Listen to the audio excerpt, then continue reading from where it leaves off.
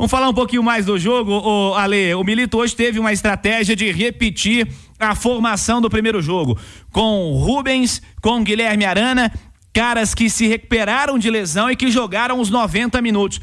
E manteve a equipe titular durante quase todo o tempo, né? Foi mexer só no final, depois que o Hulk fez o gol, depois que o Hulk empatou o jogo, aí o Milito fez as trocas, fez as alterações. Como é que você enxergou a estratégia do Milito hoje? Como é que o professor trabalhou, Ale? Eu acho que ele repetir a escalação, acho que foi muito inteligente da parte dele, porque a gente estava conversando ali na abertura da jornada que se o jogo do Galo contra o Vasco na primeira partida semifinal não foi a melhor atuação do Atlético no ano, foi uma das melhores, né? Então ele achou uma alternativa interessante para dar mais liberdade pro Arana. Ele tentou fazer isso em alguns momentos da temporada jogando com 3 zagueiros, né? Mas o Rubens tava dando, pelo menos naquele jogo, e hoje também, deu uma segurança maior pro treinador argentino. Então acho que foi muito inteligente. Ele fez a opção do Lianco no lugar do Saravia, embora, se você for pegar uma corrida, uma maratona, né? Que é a temporada, a maratona do Saravia, para mim, ela é mais eficaz do que a do Lianco na lateral direita. Primeiro porque é um jogador da posição. Segundo que o Saravia, antes de se machucar, ele vinha se destacando demais. A principal temporada da carreira do Saravia, na minha opinião, um cara muito sólido defensivamente, mas o Lianco não só entrou muito bem, né, ganhou a confiança do treinador, como tinha a questão do jogo aéreo, né, que o Vasco usou e abusou e todo mundo sabia que ia fazer isso. O Lianco, ele é mais um ali para compor e bem esse combate às jogadas aéreas ofensivas do Vasco da Gama. O Lianco também teve uma boa atuação. Ali no meio, o Otávio e o Alan Franco estão estabelecidos, né, já que ele entende que o Batalha realmente é um zagueiro, virou um zagueiro. E o Otávio, que deve ter aprendido uma lição aí, né? Porque foi um erro que a gente não vê o Otávio. A gente dificilmente nessa temporada viu o Otávio errar, né? Tanto que o Atlético sofreu muito na ausência dele por lesão. E hoje ele cometeu um erro até infantil, né? Para um jogador experiente, um jogador importante, tão rodado como é o camisa 5 do Galo. E ali na frente houve muita dificuldade, porque quem sofreu mais, o Cirilo, num campo como esse, foram os jogadores mais técnicos, né? Então a gente viu o Arana aparecer menos, a gente viu o Paulinho, talvez o Paulinho do ataque tenha sido o que mais tentou fazer as jogadas, né? O Scarpa apareceu pouco, o Hulk apareceu pouco, não só porque esses caras que tem que alimentá-lo não conseguiram jogar, mas pela marcação que a gente destacou aqui do Léo Pelé, com muitas faltas, ele tinha imunidade parlamentar, né? O Léo Pelé, impressionante. Bizarro, né, cara? E também ele não recebeu nenhuma boa bola, assim, nenhuma bola que ele pudesse fazer as jogadas que ele tá acostumado. Enquanto você tá falando, Ale, tá no YouTube nesse momento, melhores momentos do jogo, a turma pode acompanhar também nos 2 canais da Itatiaia. E aí, a gente até falava de uma eventual mudança para deixar o time um pouco mais criativo, um pouco mais ofensivo, e também pela parte física, né? O Vasco já tinha feito 3 alterações, porque você jogar numa condição como essa, não é só ruim tecnicamente, é ruim fisicamente, né? Chuva, o gramado pesado e ruim, vento, alguns jogadores que você bem lembrou que estavam voltando de lesão, outros que não tiveram uma semana cheia de trabalho porque voltaram da seleção.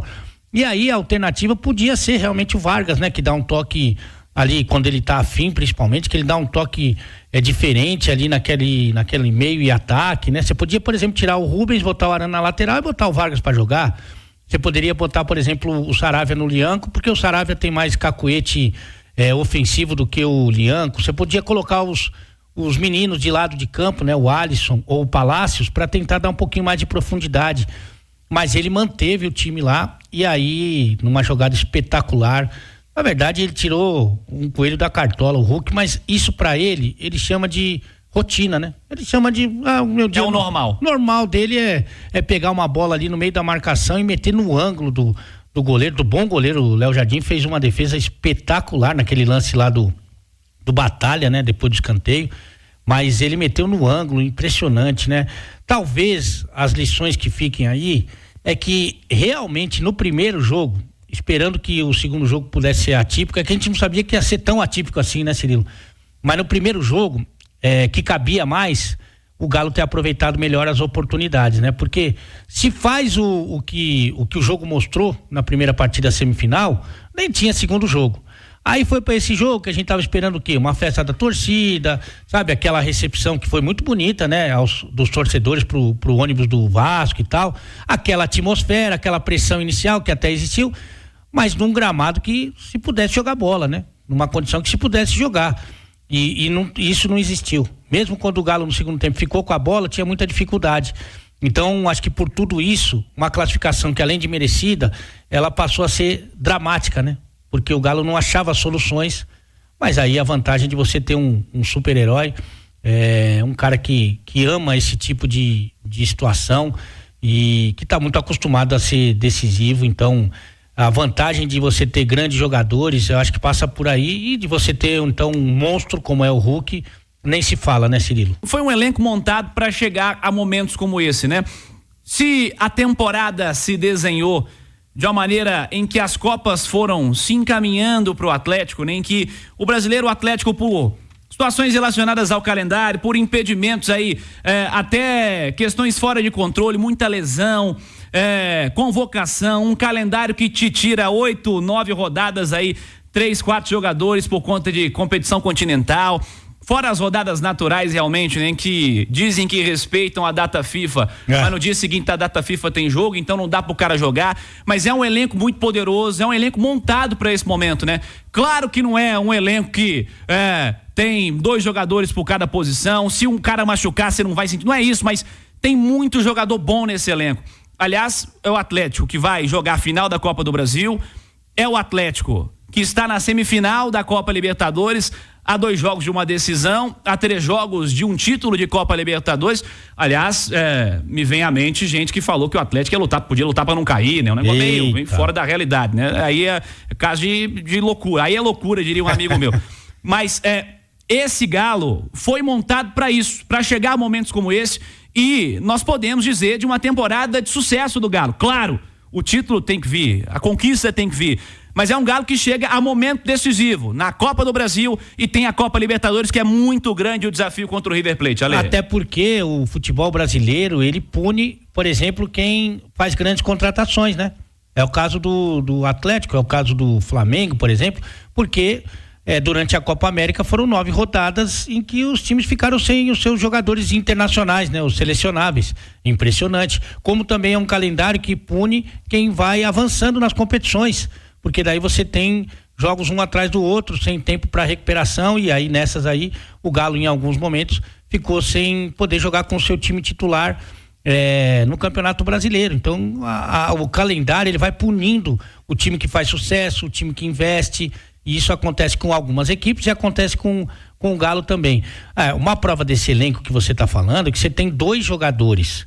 Tudo bem que o Bernard, ele não estava jogando o que a gente esperava dele, mas é um extra classe. Há justificativas, né, pra falar que o Bernard não tá jogando ainda o que ele joga. O cara voltou de jogar, tava na pré-temporada. Exatamente. Né? Enfim, é difícil. Readaptando enfim. E o Zaratio.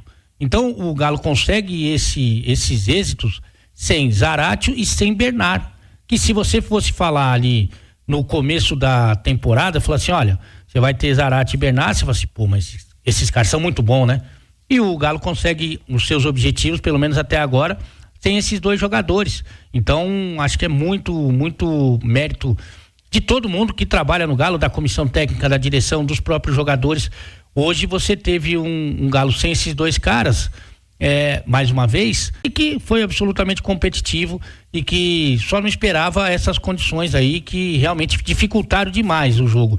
Eu vou te dizer que todo o extra foi mais difícil do que o próprio time do Vasco.